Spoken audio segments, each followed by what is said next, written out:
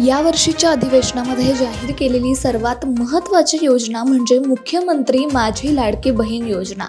या योजनेबद्दल आता एक महत्त्वाचे अपडेट समोर येत आहेत। यामधील अटींमध्ये तसंच कागदपत्रांमध्ये आता मोठा बदल करण्यात आलाय।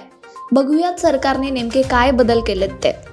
15 जुलै ऐवजी आता लाभार्थी महिलांना 31 ऑगस्ट 2024 पर्यंत अर्ज करता येईल। अधिवास प्रमाणपत्र उपलब्ध नसल्यास 15 वर्षांपूर्वीचे रेशन कार्ड, मतदार ओळखपत्र, शाळा सोडल्याचं प्रमाणपत्र, जन्म दाखला यापैकी कोणतेही ओळखपत्र ग्राह्य धरण्यात येणार आहे। सदर योजनेतून 5 एकर शेतीची अट वगळण्यात आली आहे। लाभार्थी महिलांचा वयोगट 21 ते 60 वर्ष ऐवजी आता 65 वर्ष करण्यात आला आहे। परराज्यातील महिलांनी महाराष्ट्रातील पुरुषाबरोबर विवाह केल्यास त्यांना पतीचा जन्म दाखला, शाळा सोडल्याचं प्रमाणपत्र, अधिवास प्रमाणपत्र ग्राह्य धरण्यात येईल।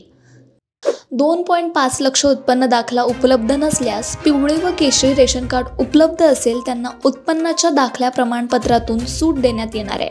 सदर योजनेत कुटुंबातील एका पात्र अविवाहित महिलेला सुद्धा या योजनेचा लाभ देण्यात येणार आहे।